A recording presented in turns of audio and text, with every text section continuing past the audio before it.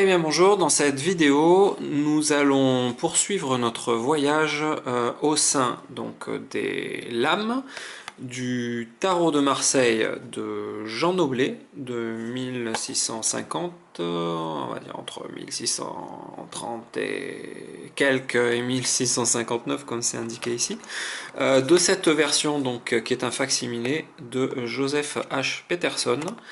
Donc j'ai présenté dans une vidéo antérieure les arcanes majeures, donc maintenant nous allons essayer de faire un rapide tour d'horizon de nos arcanes mineures, à voir un petit peu de quoi ils retournent.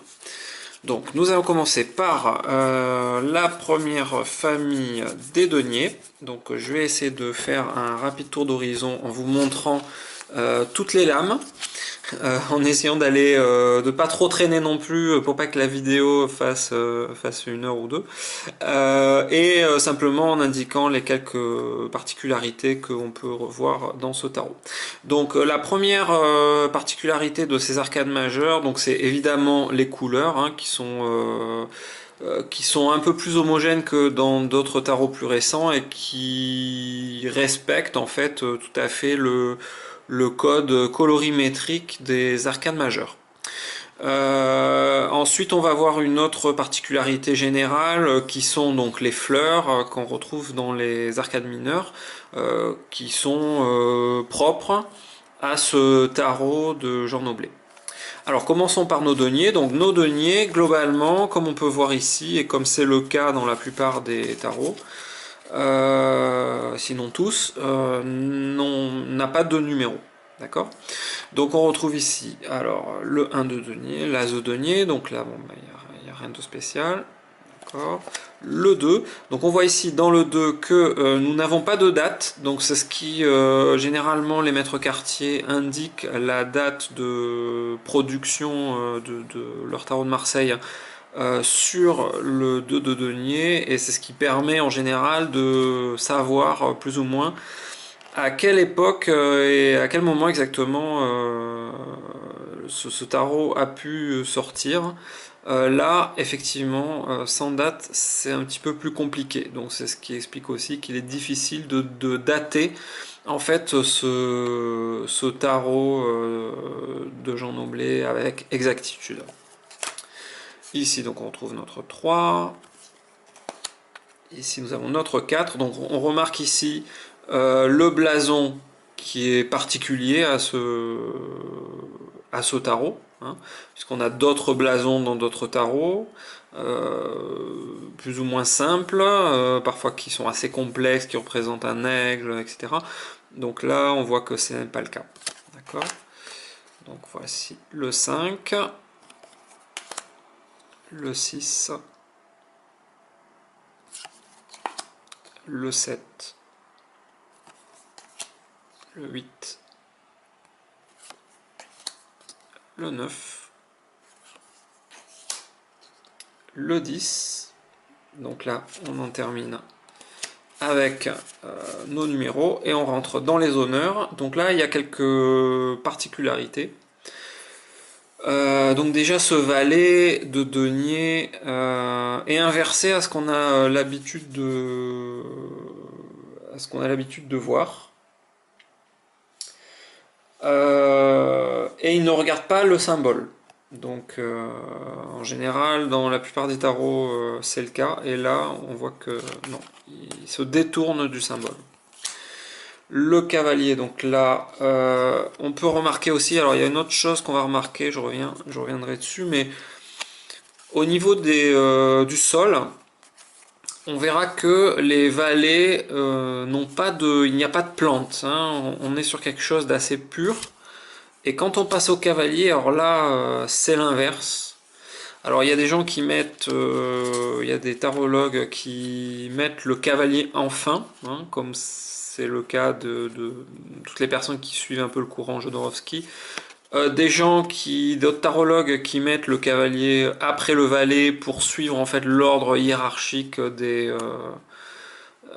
honneurs. Bon, on va pas rentrer dans ce débat ici, mais voilà, notez que le cavalier, et ça sera le cas pour tous, je crois me souvenir, le cavalier a ses plantes un peu exubérantes à chaque fois. La reine de denier, donc là on a la reine classique, on va dire, et le roi de denier. Donc là aussi, quelque chose qui est à noter, que dans certains tarots, on a ici un denier flottant sur le roi de denier. Or là, dans ce tarot de Noblet, donc c'est pas le cas. Il n'y a pas de ce denier flottant. Ok. Maintenant, on va passer à la famille des bâtons.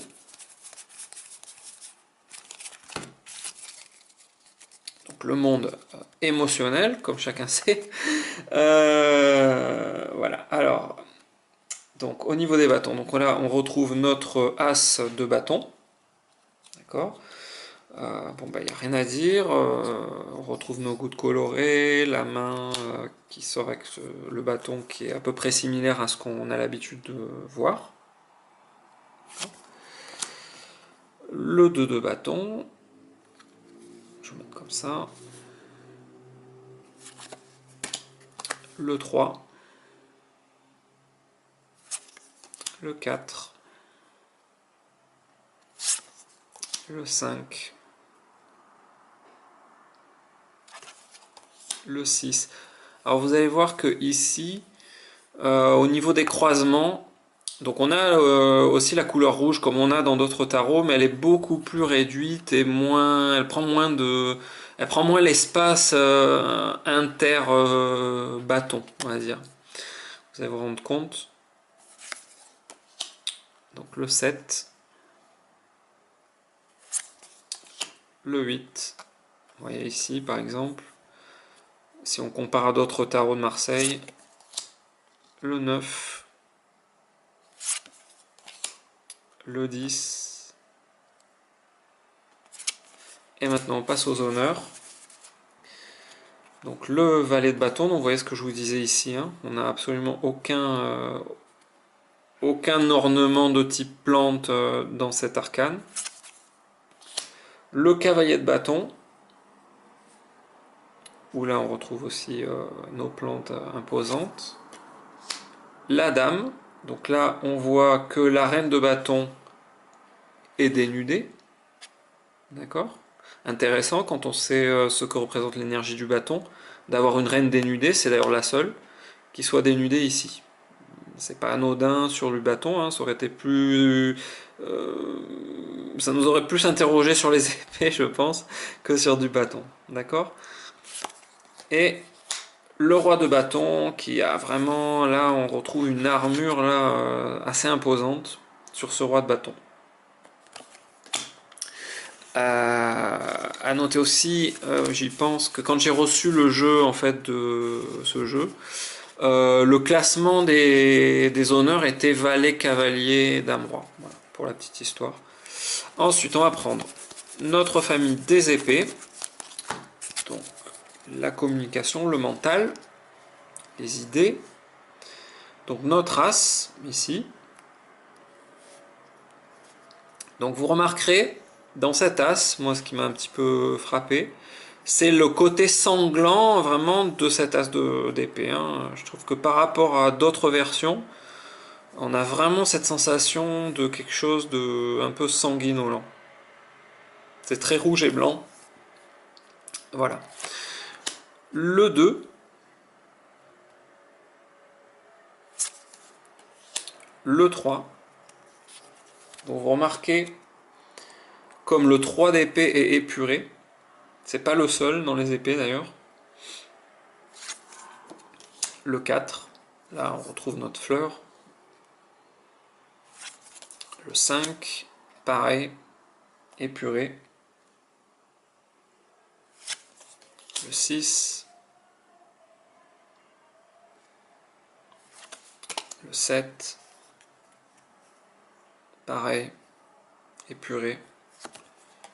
Le 8. Le 9, même chose. Absence de fleurs. Juste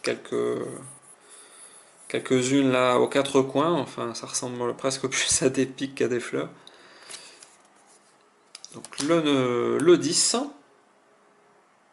Alors autre chose aussi,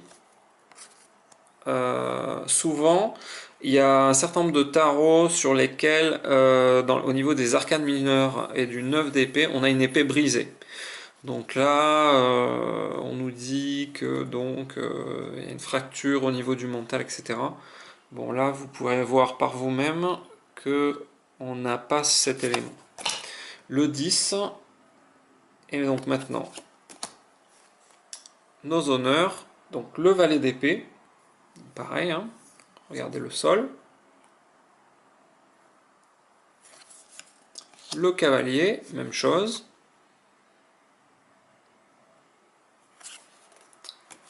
La reine d'épée. Donc là, la reine d'épée, n'a pas l'air contente, hein. Madame, ça va pas trop, quoi. Et le roi d'épée, hein, même attitude. Bon, c'est de la projection peut-être, mais voilà, les personnages sont pas franchement guérés au niveau des honneurs sur les épées. Enfin, dernière famille, les coupes. Donc notre as de coupe ici. Notre de coupe. Alors vous remarquerez le bas de la carte comparé à d'autres jeux de tarot. Hein, prenez un 2 de coupe voilà, d'autres jeux et comparez. Le 3 de coupe.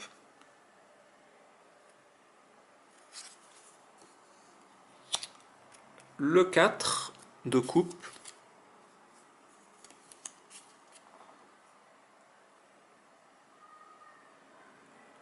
Alors, regardez aussi, quelque chose que j'ai pas pensé à dire, mais qu'il n'y a pas de numéro jusqu'à présent. Le 4 de coupe, pas de numéro. Le 5 de coupe, on voit apparition des numéros. Ici. Très exubérant le 5 de coupe. Le 6 de coupe. Ah non, ça c'est le 7. Où est mon 6? Je l'ai enlevé. Ah, j'ai enlevé.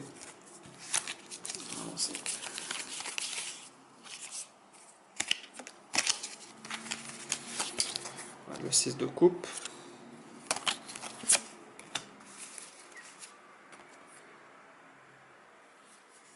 Le 7 de coupe. Le 8, donc avec ses numéros inversés. Le 9.